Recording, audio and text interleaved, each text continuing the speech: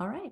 Welcome back to the Grow Like a Mother podcast. I'm your host, Jill, and I am here with Susanne today. Susanne, she's a wife. She's a mom of four. She's got twins. She's a trained lawyer, a coach, and an author. Her book, Breaking Free of Busy, is what we're talking about today, and her framework with 6 busy modes of busy for moms that we can figure out how to share some of the mental load, because moms are always stuck in this constant cycle of busyness and overwhelm. And so what Susanne does is helps them understand themselves better and take control of where their time and energy goes. I am so excited to have you. Welcome to the show. Thanks for having me. Yeah, it's so great. I'm so enjoying your book. As we said before we hopped on the recording, I'm just in the beginning stages, and I think I'm going to fly through it because you approach this topic of sort of time management and helping moms from the approach of busyness. And I really like that term. And I really think that it's a different way than I've heard described. And so far, I love your writing style. All of your ideas are like bang on. So I'm so excited. Can you tell me a little bit about how this all came together for you? Like, how did you get into this? You're a trained lawyer. How did you become an author and a coach? Well, I guess I've always been a chronically busy person. And it's worked for me. I've achieved some big goals, but it also a number of years ago led to burnout, and I went from doing it all to not even being able to walk down the hall to tuck my kids into bed. So in coming out of that, I thought, okay, I know I need to pull back. I know I need to do some things differently. And I tried my darndest, and nothing, I couldn't make any lasting changes. And it wasn't until I really worked on myself and I went to therapy, was reading, was reflecting, was trying to understand what was going on. Why couldn't I change? Why couldn't I slow down? Um, and what I really learned coming out of that is I didn't understand myself. I didn't understand how to navigate my own internal world. I didn't understand how my thoughts and feelings were actually perpetuating this busy cycle. And so, I came to realize that I still had a huge to-do list because I didn't like how I felt when I said no. And I still had to do everything myself because I felt too anxious other people wouldn't do it the right way. And I needed other people to think I was on top of things. I wanted to think I was on top of things, so I didn't ask for help. And I didn't slow down and rest because I didn't really think I had permission to slow down and rest. Um, and it felt like it was my job to make everybody else happy. And it felt like this is just my lot as a woman and as a mum that I had to be and do it all. And it wasn't until I actually understood what was going on beneath the surface and I learned how to manage my own internal world that things started to shift. And out of that, I started to share what I was learning with other women. I started doing some group coaching and I started to interview and survey hundreds of women online about their experiences. And it turns out I wasn't alone because no one teaches us this stuff. We might have been taught how to balance a budget or how to change a tire on a car if we're lucky, how to run a household, but no one teaches us how to manage ourselves. And so we don't actually have a huge amount of freedom sometimes about how we manage our time and our energy because we're being pushed around by a whole lot of things that we're not necessarily aware of. Um, and so I did some coaching with other women, which was really helpful for them and helped me to continue to learn. But I thought, how can I reach more women with this message? How can I find a way to equip other women without everybody having to go through their own exhausting process? So how can I make this simple and digestible in a way that busy mums can actually use? Because, who's got time to read a book about busyness, honestly? We need something we can pick up and actually access help right away. Yeah. So I came up with this idea of the 6 busy modes, which are just like a shorthand way of understanding ourselves. And so we can recognize certain behaviors that might come up and learn how that is actually contributing to our busyness and then what we can do to shift out of it. So it's kind of like a busyness meets self-awareness, so that we can actually understand what needs to shift and why perhaps we might be stuck there and what we actually need to do in practical terms to move out of that. Mm-hmm. And so that was kind of my journey. Um, but I think a key part of it also has been really just stepping back and saying, what is it about busyness? It's not just what's on our to-do list. And I knew for myself, I'd have 2 days where I had the same amount to do, and yet one day felt overwhelming and the other one didn't. And so I started to get really curious about why that was. Um, and so in the book, I talked about the three kind of types of busyness. We're practically busy, which has to do with all of the tasks on our to-do list.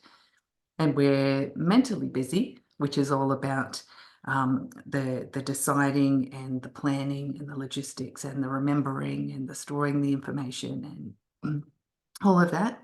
And then we're also emotionally busy, which is the load um, of caregiving, I suppose. It's sitting on the bed having those deep conversations. It's sorting out the friendship issues. It's listening to our kids download about things. It's being that person who's emotionally present and available and doing that caregiving. So, so when you put all of those three things together, it's no wonder we're exhausted. There's just so much going on, and that one small part of it is visible, but there's a whole lot of stuff that goes along with that as well. And so I wanted to be able to help women recognize that it's not just about how we manage the task list, but it's also about how we manage the mental part and how we manage the emotional part, and to recognize that if there's an unresolved decision, for example, we can actually be quite mentally busy, even though it might be a lighter day task-wise. Mm-hmm. And so I just wanted to be able to shine a light on that and to sort of highlight the breadth of the challenge that we're facing. It's not just about deciding what things we can take off our to-do list. It's about more than that. And the women I spoke to, the overwhelming consensus is just that, we're wives, we're mums, we're sisters, we're daughters. Of course we're busy. And we wouldn't have it any other way. It's just when we feel like we're drowning in a sea of tasks and emotions and mentally chewing over problems and unresolved things and trying to remember everything and feeling like we just can't get everything right, that we're just not doing it well enough, then that's when we start to really sink. So this isn't just about time management, although we do address a lot of those practical things in the book, and we do very much step through, for example, what you could take off your to-do list. So there is a practical dimension to this, but a lot of it is mental and emotional, because that's where we end up making decisions that aren't really what we want to make. And that's where a lot of that exhausting mental and emotional load comes from. Mm-hmm. Yeah, I mean, there's so much there that I want to dive into. I'm always kicking myself that I keep these episodes so short and digestible because I just want to go deep all the time. It's funny, in the beginning, I have a couple, like I'm not very far in the book and I already have a couple pages highlighted that I wanted to talk to you about. And the thing that you started with is actually something that I wanted to cover. So I'm so glad you mentioned it. It was the examples of like you didn't like how it felt when you said no and you were too anxious to risk other people not doing things well. Like those are real, like can the listener hear this and see that in themselves? Those are things we all experience, and I really loved that you brought it to such like just to the forefront, like things that we all struggle with. um and I think that you're right in that the amount of things isn't always the problem. It's the underlying, and that's where we get buried when our practical, mental, and emotional lists or to-dos or priorities are all high. And so I'd love to get your perspective on what do we do about that? How can we, because the things all need to be done or worried about or thought of. So how do we share that? How do we start to feel comfortable as women and moms giving other people some of our to-dos and our part of the mental load specifically, I think. But just want to hear your thoughts on how we can share the burden. Yeah. And that is such a common struggle. And it's because it's unseen and no one really gets it except other mums. Yeah. So what I talk about in the book is as sort of a background strategy is have a time that you get together with your partner, and there's a strategy in the book if you don't have a partner or a partner who's willing. Mm. Um, and my husband and I do this once a week on a Sunday night. We have we're a bit nerdy, so we have a spreadsheet, but you don't need a spreadsheet. It's just where we capture tasks for the house, family things, and we have a section for each person. And then we look at things like holidays or goals or things, and we just check in across those things.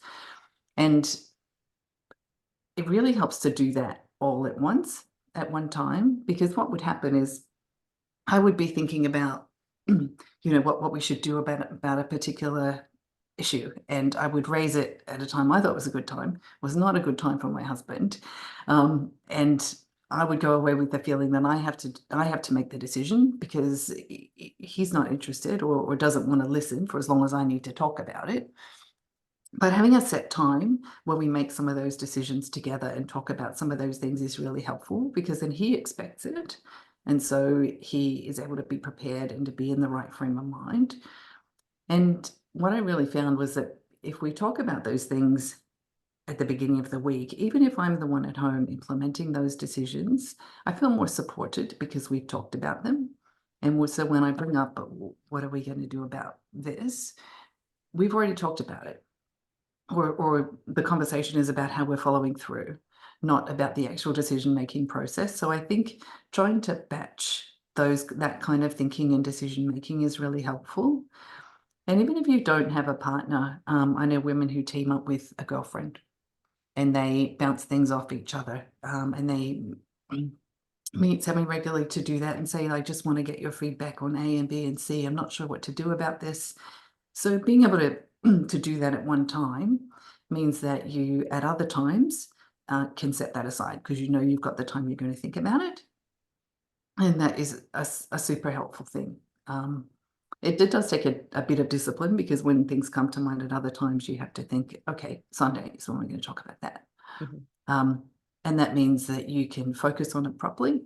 You can give it the time and attention that it needs, and then you can shift back out of that decision-making mode. Yeah. And another big one is what's called externalizing, which is getting as much as possible out of your head. Mm. And so having apps or lists or places that you keep information. And in the book, I talk about a family brains trust, which is where information is kept. And so then you can make that shift from everything being carried around in your head to knowing where you can find out. So you don't actually have to remember, you just need to know where you can find out. And ideally, where others can find out too. So then when the question comes, at least look in the app. I believe that that address is in there, and that really helps to just take that pressure off remembering things, to be able to externalize as much as you can. So those are some kind of practical things, but it's the mental load is woven through everything. And so if you, for example, spend some time with friends and come away thinking, I talked too much, I chose the restaurant, maybe people didn't like the restaurant, or, I didn't talk to so and so as much as I talked to this other friend. Are they going to be annoyed with me? Do I need to follow up? There are also strategies in the book for dealing with some of those things because that also is a kind of mental load. Um, I think, quite often women are prone to worry because we care. We care about relationships, and relationships are endlessly complicated. And so many nuances that we need to be able to navigate those relationships and navigate ourselves and kind of contain the way we're thinking and feeling so that it doesn't become so big and so tiring. So a lot of that is woven through the book as well as the practical things.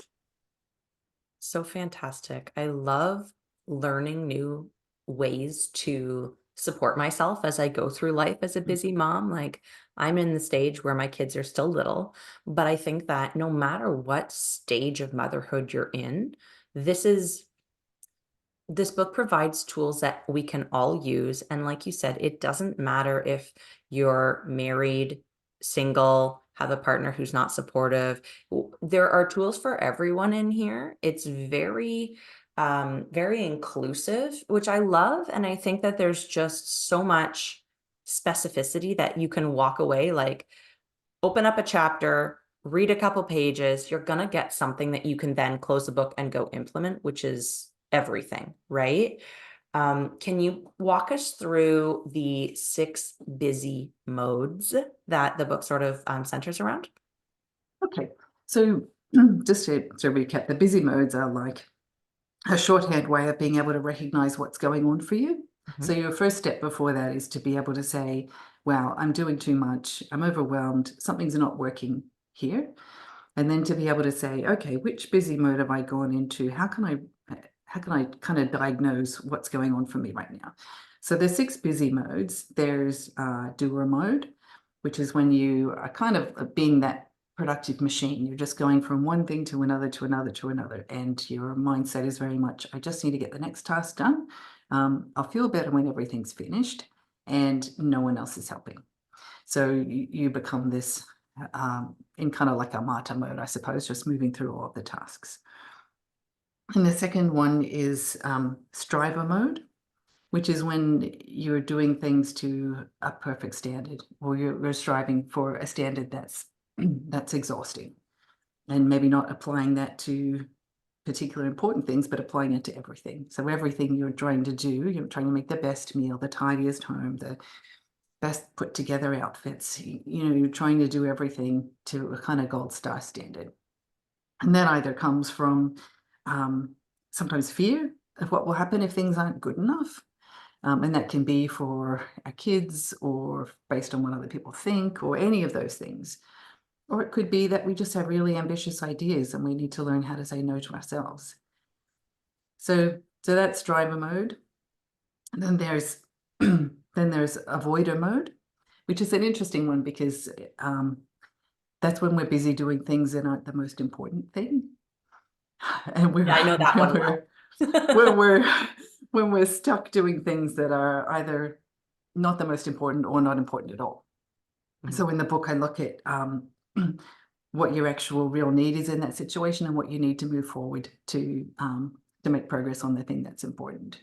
Because what happens is, the time gets shorter and shorter and shorter and shorter to make dinner because you've been doing all these other things that weren't really important. And how are you feeling about making dinner and why are you stuck? And so just helping navigate that situation. So then there's FOMO mode or missing out mode, which is where we're busy because we're either overcommitted because we think we need to do everything that everybody else is doing, or we're mentally and emotionally tied up seeing that other people are doing things without us, or they're doing things that we think we should be doing, or having a whole lot of feelings because of what everybody else is doing. So the next one is um, there's striver, pleaser, doer, Worrier. warrior mode. So warrior mode is when you are mentally busy, and that's all about the mental load, where you're having this constant stream of what if thoughts. Where you're thinking, well, what if we're late? What if I didn't buy the right things? What if I didn't make the right choice? And that becomes a kind of busyness. We talked about mental load. That's part of it too. When you get stuck in warrior mode and you keep going over and over things and you keep ruminating over things. And there's a strategy in the book which is a bit similar to having that weekly time to make decisions with a partner or a friend, and that's having a worry time practice where you actually make a time that's the time that you give to worrying about those things. So you know that when they come to mind other times, I've got this time scheduled, I'm going to sit down and give those worries my full attention. So it's kind of, I guess, a helicopter view of how the busy modes work. So each busy mode has a story at the beginning of how it's shown up in my life, and then what it looks like, how you might recognize it as a cartoon for each one to make it a bit fun, and then where it possibly has come from, and then looking at the specific strategies you can use. Yeah, when you want to move out of that busy mode. So it's meant to be a kind of a realistic book for mums that you can pick it up and take something away, as you said, without having to read it cover to cover. Lots of graphics and dot points and easy to read and easy to digest content. It's fantastic. It's fantastic. And I I love that you've broken it into the six different modes. I think that's very relatable that we can all we have all experienced all of these modes. We're all familiar with what this feels like. And so to be able to stop and intentionally think, wait, what mode am I in? Okay, what are the tools for that mode? If you don't remember, because obviously our brain does not allow us to access information when we're in that fight flight nervous system. So your book, pick it up, flip to the mode and grab some tips right then and there. Like this is a book that I would have like on my coffee table or somewhere accessible so that I can always get that information. And again, I guess that's kind of along the lines of externalizing, right? I don't need to keep it in my head because it's right here in the book and it's always accessible. It's funny as you were describing the six different busy modes, it aligns so very well with the six, or well, I have four archetypes for like super moms when I'm talking about time management, because it's the same idea. Depending on what specifically is going on for you, you need to use different tools. They're the same tools aren't going to work for the worrier as they are for the avoider, you know? Well, those two are similar, but there are different ways to get out of this busy mode depending on which one you're in. So recognizing is definitely the first step. Yeah. And Um, one thing I love about your podcast is the focus on mums growing. And, one of the, I think, most important messages in the book, and as far as I'm concerned, is just the idea that who you are is actually so much more impactful than anything that you do. mm, And I started out my motherhood journey very much trying to perfect the whole thing, and trying to orchestrate this wonderful family life. Um, and my kids are getting a bit older, they're all still at home, but they're old enough for me to see what actually mattered. And so I kind of want this book to be um, coming alongside women to just remind you of who you are in all of this and how important that is. And for all of these busy modes, they all point to some growth work to be done. And I think we just need to keep growing as mums. And, we work on this stuff so we don't pass it on. Um, yeah, and I think that's my heart for trying to equip women, is that we would all keep growing, and that something women would have a resource that they could use to start to do that without having to have, hours and hours of free time. mhm. Um, yeah, so I think each of the busy modes really just gently starts to look below the surface. Okay, this is where this might come from, or here's where you may want to grow, and here's how you might do that. Um, so I think that it's intended to be just really gentle encouragement. And for people who might think, wow, I know there's stuff I need to work on in myself, but where do you even start? This is a great entry point, because we all connect with the topic of busyness, and trying to recognize, or kind of use that as a bit of a trailhead for what might be the work that we need to do. I think that's a huge takeaway for women from this book, and that's really what my hope for the book is, that it would help women to start or continue along that path. Absolutely. Oh, it's fantastic. I'm so appreciative of your time today, coming and sharing with us these tools, these insights. How can listeners work with you directly? You are a coach, so what kind of offerings do you have that we could reach out and get some more direct support? So, so related to the book, I do like a coaching package that is for readers of the book, and I also offer one-to-one coaching. But I have a limited wait list at the moment, because I'm also doing my master's degree in psychotherapy and counselling. So I'm taking very limited clients at the moment for one-to-one counselling. But I do have a wait list on my website if you want to go there and hop on the wait list, and I can reach out to you when I've got an opening. Yeah. And so the website's an awesome place to go. You're also Yep. on social media, so we can follow along and learn there. Yep. So you'll find me on uh, Instagram, and you'll find me on Facebook. I have a group called Real Women Living Well, and you'll also find me at SusanneGerstmyer.com. And Beautiful. Breaking Free of Busy is on Amazon. I'm going to make sure all of the links are in the show notes. So as people are listening to this, they can just scroll up, click, get the book. Honestly, it's something that I would love to be able to send to my one-to-one clients. I have little I guess little gift baskets that I send out with different tools, and this would be a wonderful one for me to include in that as well. I just love it. So thank you again for your time, for your wisdom. It was a gift to be able to chat with you today. Oh, it's lovely to talk. My pleasure.